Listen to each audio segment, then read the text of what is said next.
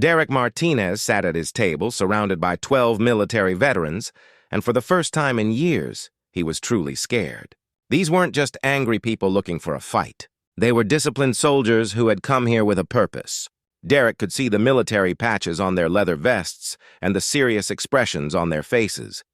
Marcus Thompson stood directly in front of Derek, his arms crossed over his chest. The other Iron veterans formed a loose circle around the table, not threatening other customers, but making it clear that Derek had nowhere to run. "Here's how this is going to work," Marcus said in a calm but firm voice. "You have two choices and you need to make a decision right now." Derek tried to swallow, but his mouth was too dry. He looked around the diner and saw that everyone was watching. Sally, the waitress, stood behind the counter with wide eyes. The cook had come out of the kitchen to see what was happening. Even customers at other tables had stopped eating to listen. "What are my choices?" Derek asked quietly. Marcus pulled out a chair and sat down across from Derek. Even sitting, Marcus looked powerful and intimidating. His hands were rough from construction work and his eyes never left Derek's face. "Choice number 1, Marcus said. "You come with us to my father's house."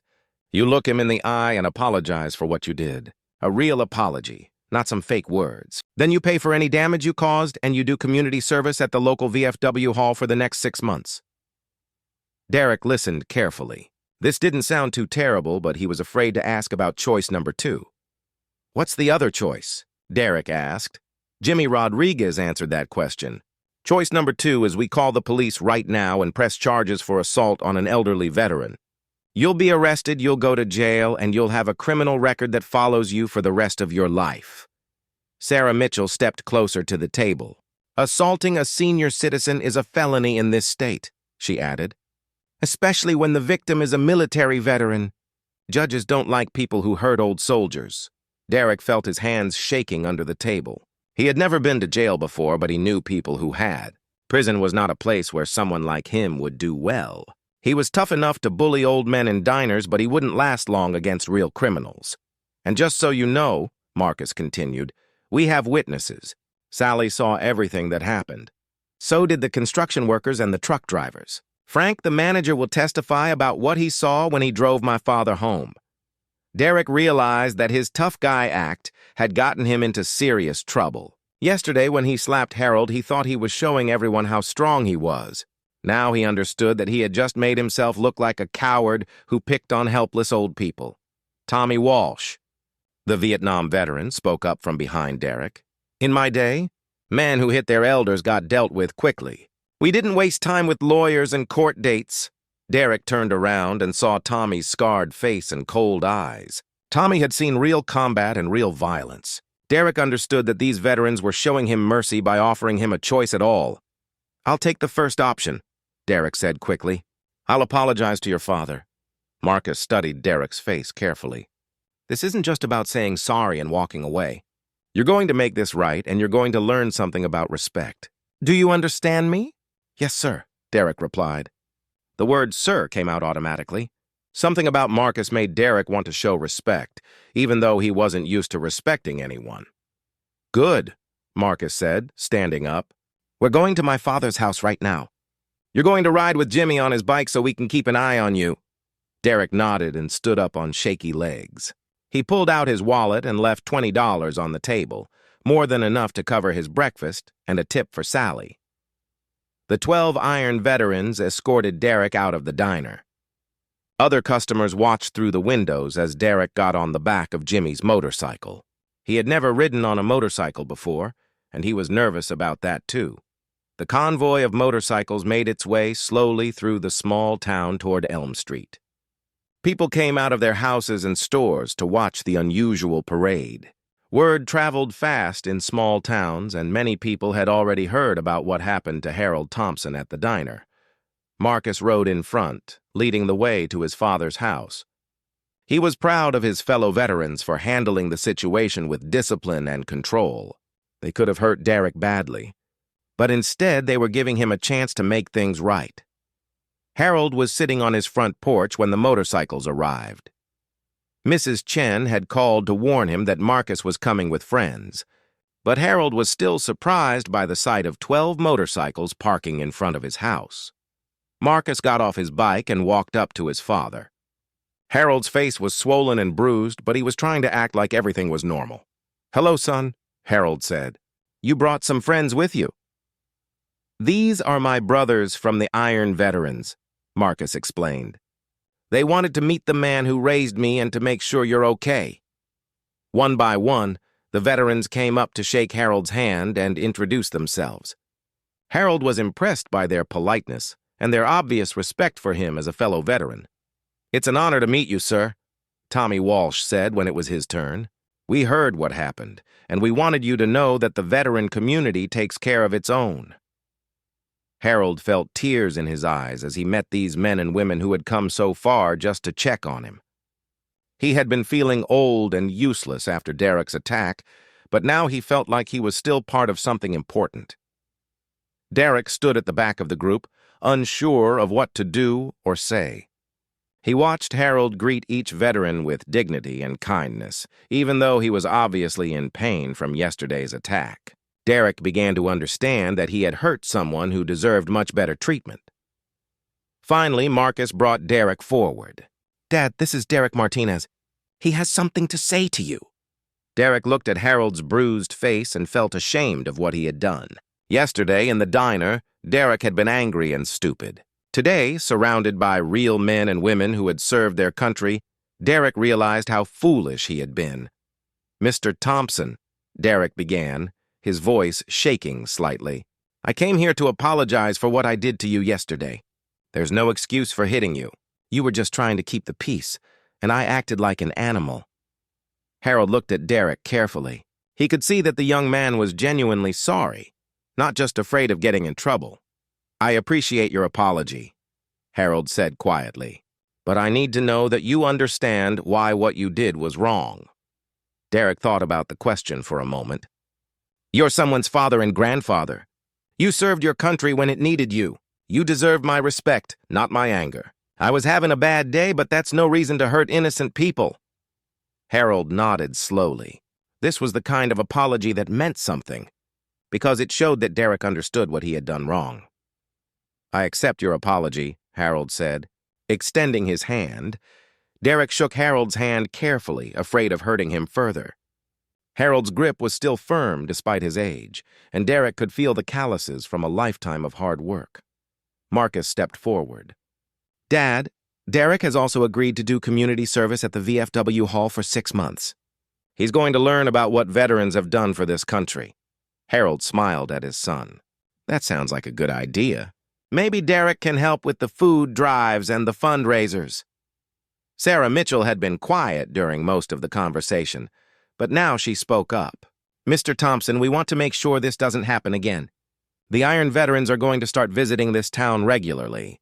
We'll stop by the diner and check on things." "That's very kind of you," Harold replied. "But you don't need to do that just for me." "Yes, we do," Jimmy Rodriguez said firmly. "You're family now. When someone messes with family, they mess with all of us."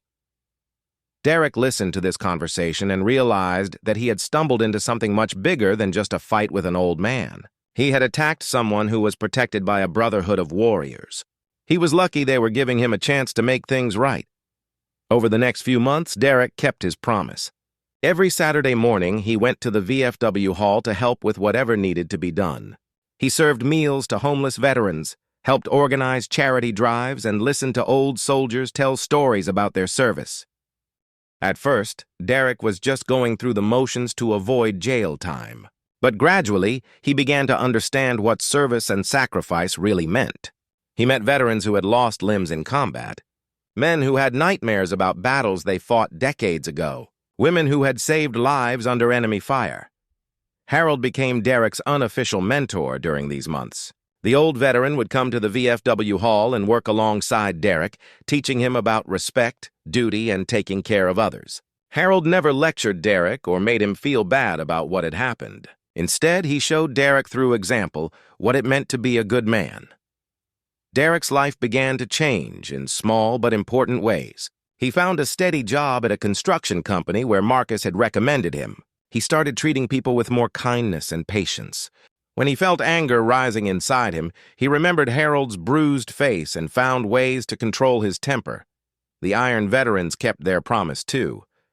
Every few weeks, a group of them would ride through Harold's Town, stopping at the diner for coffee and checking on their adopted family member. Harold looked forward to these visits, and Sally always made sure to have fresh coffee ready when she heard the sound of motorcycles approaching. 1 year after the incident, Derek completed his community service at the VFW Hall. Harold organized a small ceremony to mark the occasion, with Derek's family and several Iron veterans in attendance. "Derek has learned what it means to serve others," Harold said during the ceremony. "He's shown that people can change when they're given the chance and the right guidance." Derek stood up to speak, something that would have terrified him a year earlier. "Mr. Thompson taught me that being tough doesn't mean hurting people who can't fight back. Real strength comes from protecting others and doing what's right, even when it's hard." Harold smiled and shook Derek's hand. "I'm proud of the man you've become." The Iron veterans had succeeded in their mission. They had defended one of their own, but more importantly, they had helped transform an angry young man into someone who understood honor and respect. Harold's dignity had been restored, but Derek's entire life had been changed for the better. From that day forward, Derek became a regular volunteer at the VFW Hall and an unofficial member of Harold's extended family. Every Tuesday morning, Derek would stop by Mel's Diner to have coffee with Harold and listen to stories about the old days. The same table where Derek had once made his angry phone call became a place where an old veteran and a reformed young man built an unlikely friendship based on mutual respect and second chances. Marcus Thompson drove his pickup truck faster than he should have on the highway. His hands gripped the steering wheel tightly and his jaw was clenched with anger. The whole way to his father's town, Marcus kept thinking about what Mrs. Chen had told him.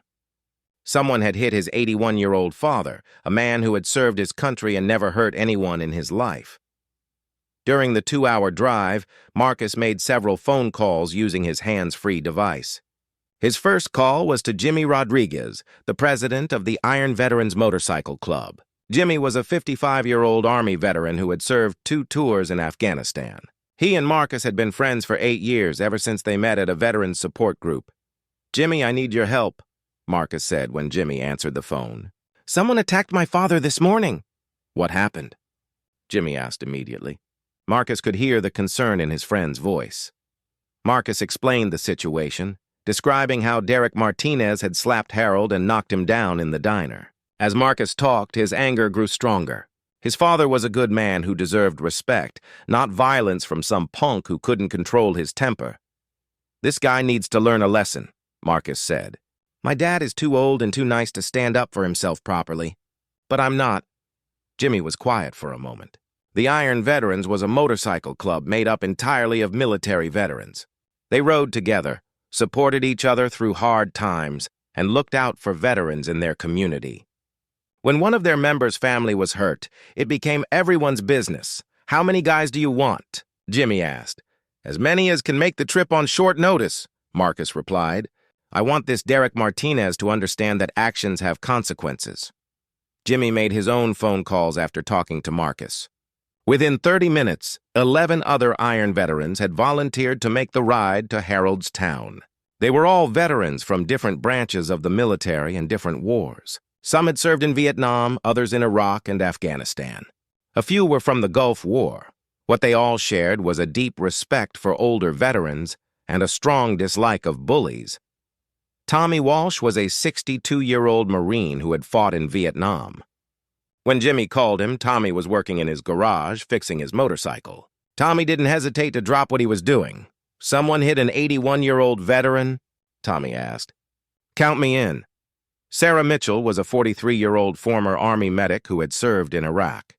She was at work when Jimmy called, but she asked her supervisor for emergency leave.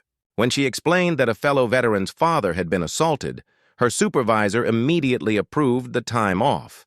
Mike Chen was a 38-year-old Navy veteran and Mrs. Chen's nephew.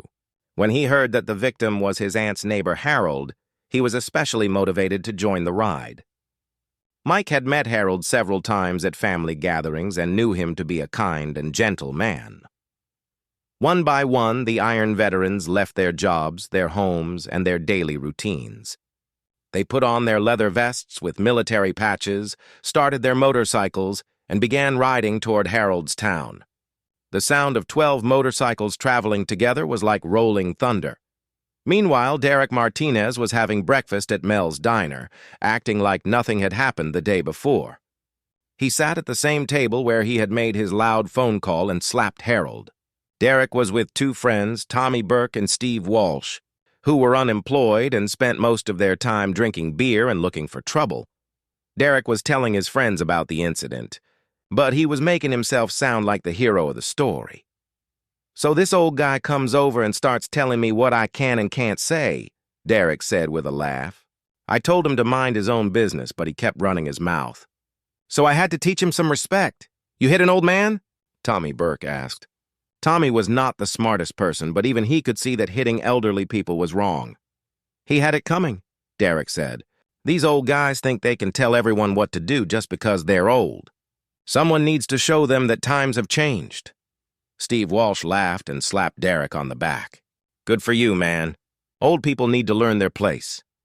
Sally, the waitress, was working again that morning. She heard Derek talking about what he had done to Harold, and it made her sick to her stomach. Harold was one of her favorite customers, a kind man who always asked about her son and left good tips. Derek was bragging about hurting him like it was something to be proud of.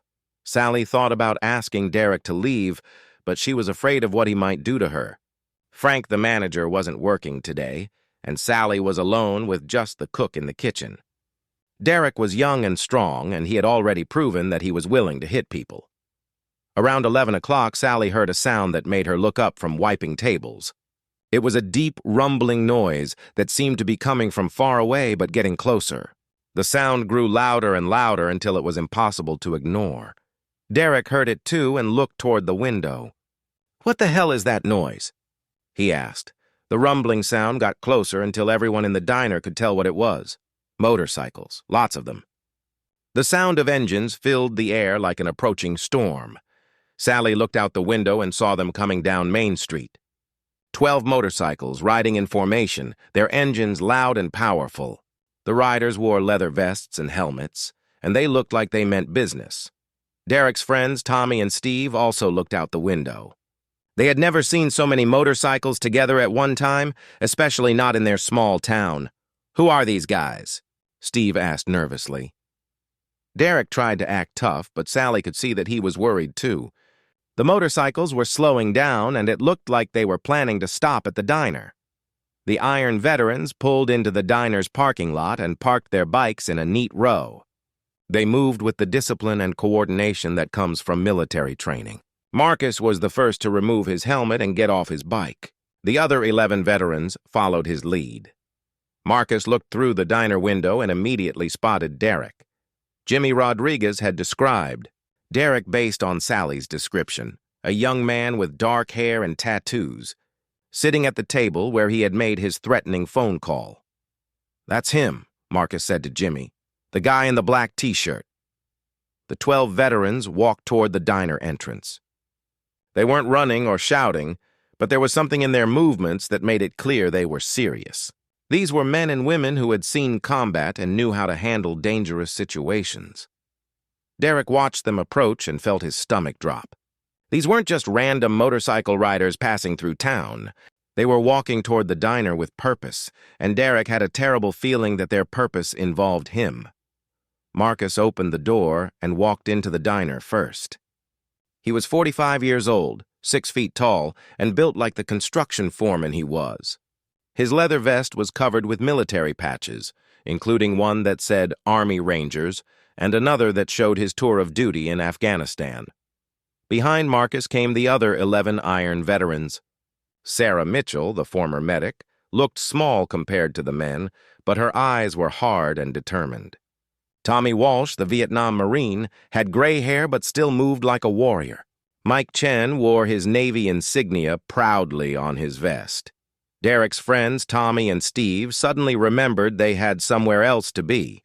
They stood up quickly and headed for the back exit, leaving Derek alone at his table. "Hey, where are you going?"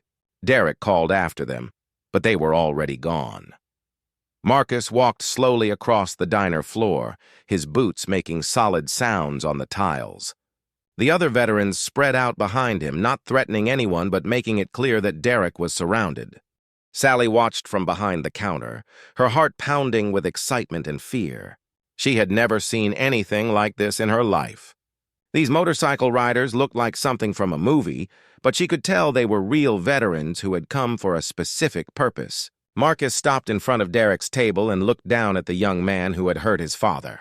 Derek tried to look tough, but Marcus could see the fear in his eyes. "Are you Derek Martinez?" Marcus asked.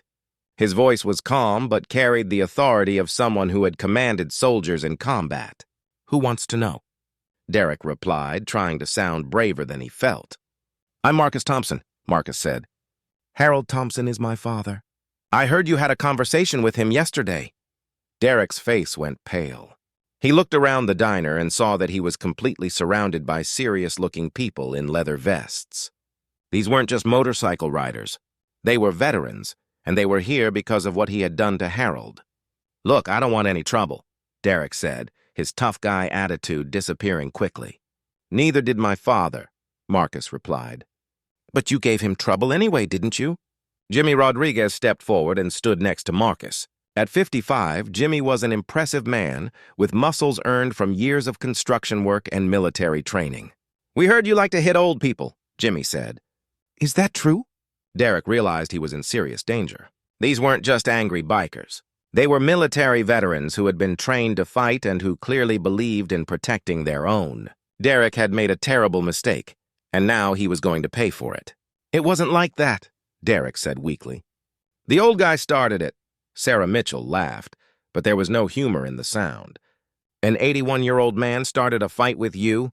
That's your story?" Derek looked around desperately, hoping to find a way out of this situation. But there was nowhere to run, and he was outnumbered 12-1 by people who knew how to handle themselves in dangerous situations. Marcus leaned down so his face was close to Derek's. "You have exactly one chance to make this right," Marcus said quietly, "and you better take it." Harold Thompson walked slowly through the glass door of Mel's Diner. His old boots made soft sounds on the checkered floor. At 81 years old, Harold moved carefully but with purpose. Every Tuesday morning for 15 years, he came to this same place. It was his routine, and routines mattered to Harold. The diner smelled like bacon and fresh coffee. The waitress, Sally, waved from behind the counter. She had been working here for 8 years and knew exactly what Harold wanted. Black coffee, 2 eggs over easy, wheat toast, and a side of hash browns. He always sat in the same corner booth where he could see the whole restaurant. Harold wore his favorite flannel shirt today. It was blue and green plaid, soft from many washings. On the pocket, he had pinned his Purple Heart medal. He earned it in Korea back in 1952 when he was just 23 years old. A piece of metal had cut deep into his leg during a battle. The doctor said he was lucky to keep walking. Harold never felt lucky about it, but he was proud to serve his country. The diner was busy this morning. Truck drivers sat at the counter eating big breakfasts before hitting the road again. A family with 2 young children occupied a table near the window. The kids were coloring on paper placemats while their parents drank coffee and talked quietly. An older woman sat alone reading a book. She came here often, too, but Harold had never spoken to her. 3 construction workers in dirty clothes sat in a booth, talking loudly about their job. They were building a new shopping center on the edge of town. Harold remembered when that land was just empty fields where he used to walk his dog. His dog had died 2 years ago, and Harold still missed him every day. Sally brought Harold his coffee without being asked. The cup was white with a small chip on the handle. Harold always got the same cup. Sally knew he liked it that way.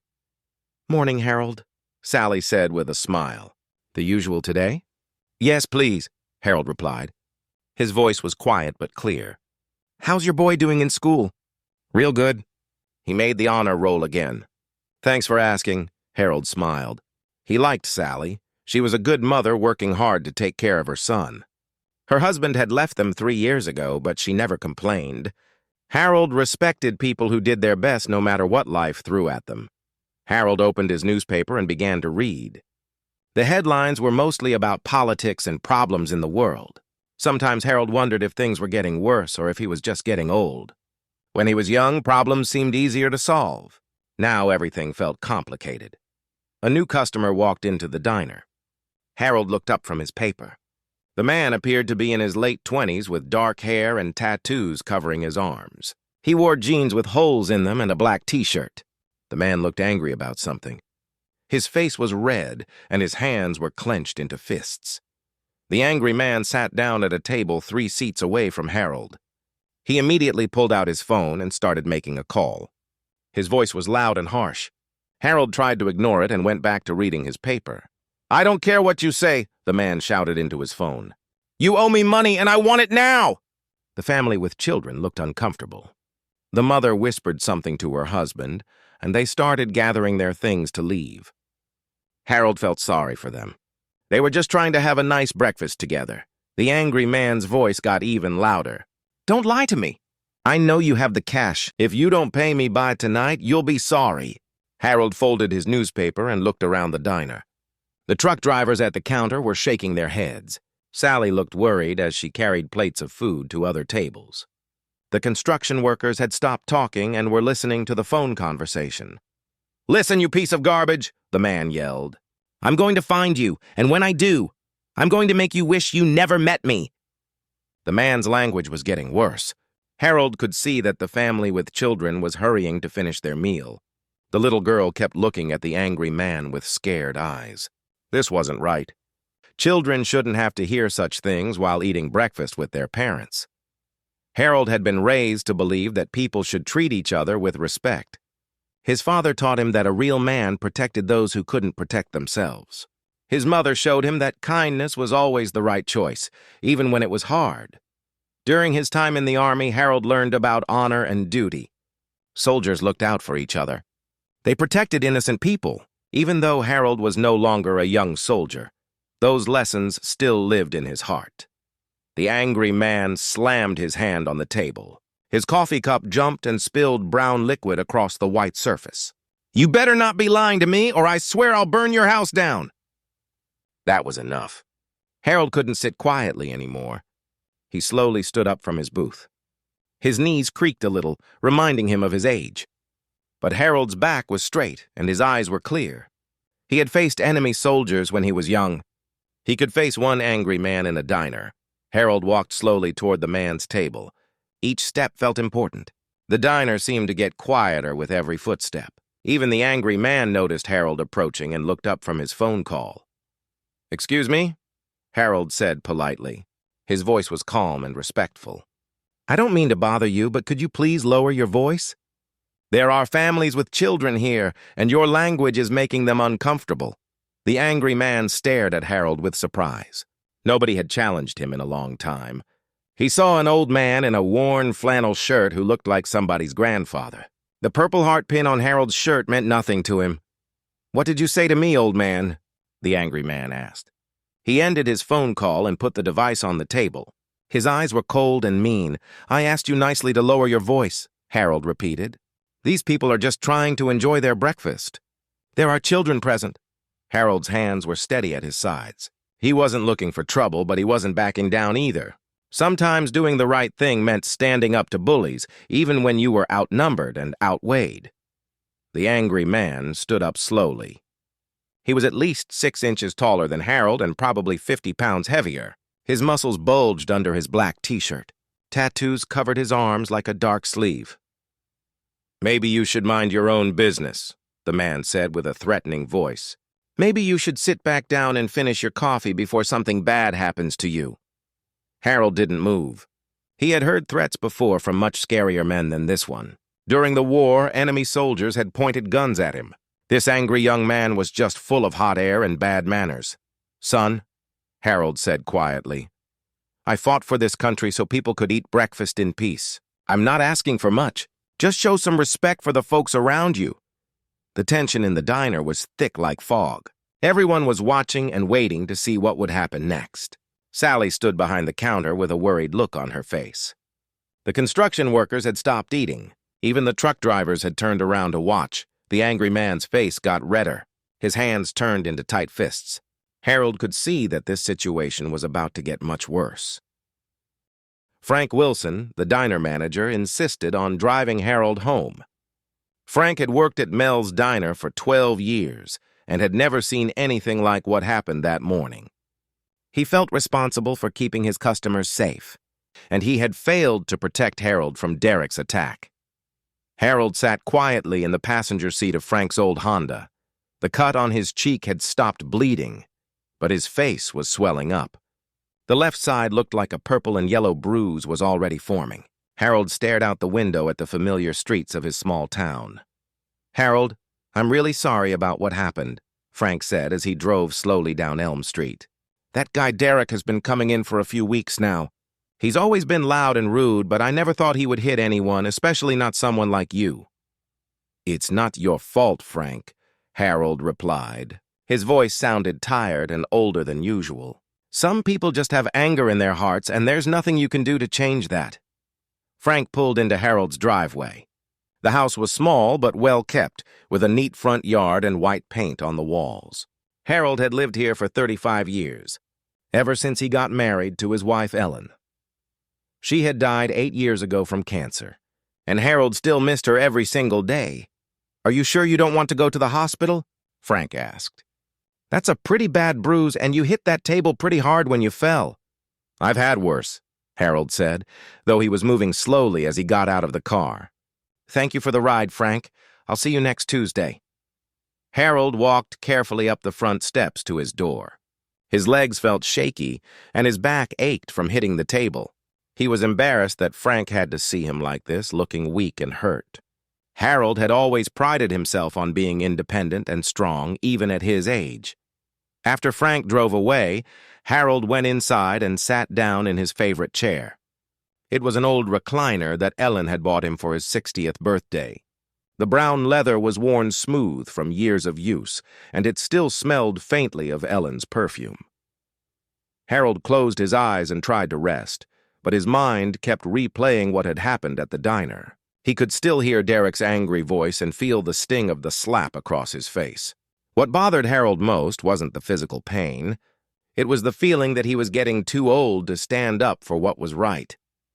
About an hour later, Harold heard a soft knock on his front door. He got up slowly and looked through the window.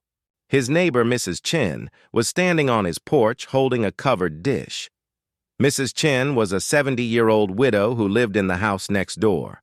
She was originally from China but had lived in America for 40 years. Harold opened the door and tried to smile, but Mrs. Chen immediately saw his bruised face. "Oh my goodness, Harold," she said, setting down the dish and reaching toward his injured cheek. "What happened to you?" "It's nothing serious," Harold said, stepping aside to let her into the house. "Just a little disagreement at the diner this morning." Mrs. Chen was not fooled by Harold's casual tone. She had raised 4 children and knew when someone was trying to hide how much they were hurting.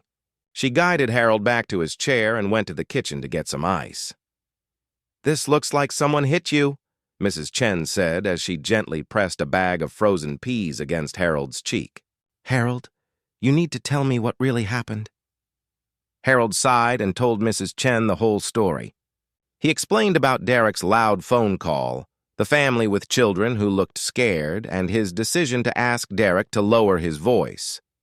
He described how Derek got angry and slapped him, and how he fell against the table. Mrs. Chen listened without interrupting, but Harold could see the anger growing in her eyes. When he finished talking, she shook her head with disgust. "That young man should be ashamed of himself," Mrs. Chen said. "Hitting someone your age is not just wrong, it's evil. Harold, you need to call the police and report this." "I don't want to make a big fuss about it," Harold said. "The guy was just having a bad day. People do stupid things when they're angry." "No," Mrs. Chen said firmly. "This is not about having a bad day. This is about respect and doing what's right. If you don't report this, he might hurt someone else." Mrs. Chen had a point, but Harold still didn't want to involve the police. He had always believed in handling problems quietly and moving on with life. Making a police report would mean lawyers and court dates and a lot of trouble. "At least call your son," Mrs. Chen suggested. "Marcus should know what happened. He would want to know that his father was hurt." Harold hesitated. His son Marcus lived 2 hours away in the city, where he worked as a construction foreman. Marcus was a good son who called every week and visited once a month. But Harold didn't want to worry him or make him drive all the way here for something that wasn't life-threatening. "Marcus has his own problems to deal with," Harold said. "He doesn't need to hear about this." Mrs. Chen crossed her arms and gave Harold a stern look. She had been taking care of people her whole life and knew when someone needed help, even if they were too proud to ask for it. "Harold Thompson, you are being stubborn and foolish," she said. "Your son loves you, and he would be very upset if he found out that someone hurt you and you didn't tell him. Give me his phone number right now, or I will find it myself and call him." Harold knew Mrs. Chen well enough to know she wasn't bluffing. She was a small woman, but she had a will of iron when she thought someone was making a mistake. Harold also knew deep down that she was right. Marcus would want to know what happened. "His number is on the list by the kitchen phone," Harold said with a sigh. Mrs. Chen found the number and dialed it on her cell phone. After a few rings, a man's voice answered. "Marcus Thompson." "Hello, Marcus. This is Mrs. Chen, your father's neighbor. I need to talk to you about Harold." There was immediate concern in Marcus's voice. "Is Dad okay? What happened?" Mrs. Chen looked at Harold, who was shaking his head and making gestures for her not to make it sound too serious. But Mrs. Chen believed in telling the truth, especially when it involved family. "Your father was attacked this morning at the diner," Mrs. Chen said. "A young man hit him in the face and knocked him down. Harold is trying to act like it's not a big deal, but he's hurt and shaken up." "What?" Marcus's voice got loud and angry. "Someone hit my father? Is he okay? Do I need to call an ambulance?" "He's okay physically, but he needs his family right now," Mrs. Chen said. The man who hit him was much younger and bigger. It wasn't a fair fight. Harold took the phone from Mrs. Chen.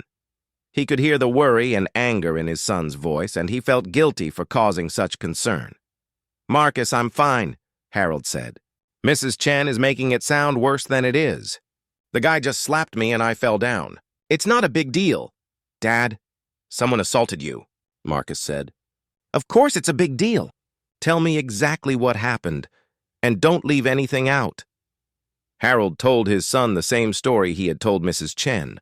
As he talked, he could hear Marcus getting more and more angry. Marcus had inherited his father's sense of right and wrong, but he was much less patient when it came to dealing with bullies. "What's this guy's name?" Marcus asked when Harold finished the story. "Derek something. I think Sally at the diner said his last name was Martinez." "And you're sure you're okay? You don't need to go to the hospital?" "I'm sure. Mrs. Chen is taking good care of me." "You don't need to drive all the way here." There was a long pause on the phone. Harold could almost hear his son thinking. "Dad, I'm coming to see you," Marcus finally said. "I'll be there in about 2 hours." "Marcus, you don't need to do that." "I'm fine, really."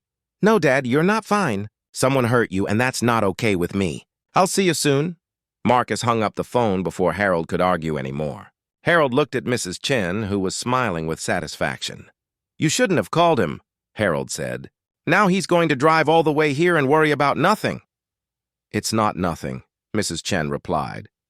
"And Marcus is a good son who loves his father. Let him take care of you for once, Harold. You've spent your whole life taking care of other people." Harold knew she was right, but he still felt uncomfortable about the whole situation. He didn't like being the center of attention or causing trouble for his family. But deep down, Harold was glad that Marcus was coming. It had been a frightening morning, and Harold felt older and more fragile than he wanted to admit. Mrs. Chen stayed with Harold for another hour, making sure he ate some soup and took some aspirin for the pain. Before she left, she helped him clean up the cut on his face and put a bandage over it. "Marcus is a good man," Mrs. Chen said as she prepared to go home. "He gets that from his father. But he also has a temper when someone hurts the people he loves. That Derek Martinez might be in for a surprise." Harold hoped Mrs. Chen was wrong about that. The last thing he wanted was for his son to get into trouble because of what happened to him. But Harold had raised Marcus to stand up for family and do what was right. Now Harold was about to find out exactly what that meant. Derek Martinez felt his anger burning like fire in his chest. This old man was embarrassing him in front of everyone in the diner. Derek had been having the worst week of his life. He lost his job at the auto shop because he got into a fight with his boss. His girlfriend kicked him out of her apartment. Now some stranger owed him $300 and wouldn't pay up. Derek was not the kind of man who backed down from anyone, especially not some old guy who looked like he belonged in a nursing home. At 28 years old, Derek had been in plenty of fights. He was strong from working construction and lifting weights at the gym. This old man didn't scare him at all. "Listen, Grandpa," Derek said with an ugly smile. "You need to walk away right now or we're going to have a real problem." Harold stood his ground. He had seen men like Derek before during his time in the army. Young men who thought being loud and angry made them tough. Harold knew the difference between real strength and fake toughness. "Son, I'm not your enemy here," Harold said calmly. "I served this country for 4 years. I just want everyone to be able to eat their breakfast in peace. Is that too much to ask?" Derek's eyes got narrow and mean. He didn't care about Harold's military service. He didn't care about anything except showing this old man who was boss. Derek had been pushed around all week by people who thought they were better than him. His boss, his girlfriend, the guy who owed him money. Now this old veteran was trying to tell him what to do. "I don't care if you were in the army or the circus," Derek shouted. "This is none of your business. Go back to your table and drink your coffee before I make you sorry you got out of bed this morning." The family with children quickly stood up and left money on their table. The mother picked up her little daughter while the father grabbed their son's hand. They hurried toward the door without looking back. Harold felt bad that he had caused them to leave their breakfast unfinished. Sally called out from behind the counter. "Derek, please calm down. Harold is a good man. He's not trying to cause trouble." So the old man's name was Harold, Derek thought. And Sally knew him, which meant he was probably a regular customer. That made Derek even angrier. These people were taking the old man's side against him. "Stay out of this, Sally," Derek warned. "This is between me and Harold here." Harold could see that the situation was getting worse.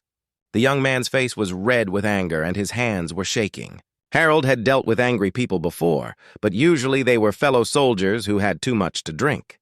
This was different. This young man seemed to have real violence in his heart. "Derek," Harold said, trying to use the man's name to make a connection. "That's your name, right?" "Derek, I'm not trying to disrespect you. I just think we can solve this problem without anyone getting hurt." But Derek was beyond reasoning. He had been holding back his anger all week, and now it was exploding like a dam bursting open. All his problems, all his frustrations, all his failures seemed to focus on this old man who dared to tell him what to do. "You want to solve the problem?" Derek yelled. "Here's how we solve it." Without warning, Derek raised his right hand and slapped Harold hard across the left side of his face. The sound echoed through the diner like a gunshot. Harold's head snapped to the side from the force of the blow. The old veteran stumbled backward, his arms reaching out to catch his balance. His legs, weakened by age and an old war wound, couldn't support him properly. Harold fell against an empty table, knocking over a glass of water and a salt shaker. The glass shattered on the floor, and water spread across the wooden surface. For a moment, the diner was completely silent. Everyone stared in shock at what had just happened. A young man had just hit an elderly veteran in front of a room full of witnesses. It was the kind of thing that made people lose faith in humanity. Harold slowly pushed himself up from the table. His left cheek was bright red where Derek's hand had struck him. There was a small cut near his eye where Derek's ring had scratched the skin. Harold's flannel shirt was wet from the spilled water, and his Purple Heart pin was hanging crooked on his pocket. But Harold's eyes were still clear and steady. Even though he had been humiliated and hurt, he stood as straight as he could. His grandfather had taught him that a man's dignity came from inside, not from how others treated him. "You didn't have to do that," Harold said quietly. His voice was sad, not angry. "I was just trying to keep the peace." Derek felt a moment of shame when he saw the old man's face. Harold looked like Derek's own grandfather, who had died when Derek was 15.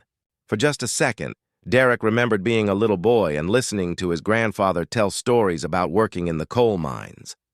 But the shame passed quickly, replaced by more anger. Derek was embarrassed that he had hit an old man in front of everyone. The best way to handle embarrassment, Derek had learned, was to act like you meant to do it all along. "Maybe next time you'll mind your own business," Derek said loudly. He wanted everyone in the diner to think he was proud of what he had done. Old men should know their place. Sally ran out from behind the counter with a clean towel. She gently pressed it against the small cut on Harold's face. Her hands were shaking with anger and fear. "Are you okay?" Sally whispered to Harold. "Should I call an ambulance?" "I'm fine," Harold replied, though he clearly wasn't fine. His face hurt and his pride was wounded. But Harold had survived much worse things than this. During the war, he had been shot and nearly died from his injuries. A slap from an angry young man was painful, but it wouldn't kill him. The three construction workers stood up from their table. They looked angry and ready to teach Derek a lesson. One of them was a big man with muscles and calloused hands.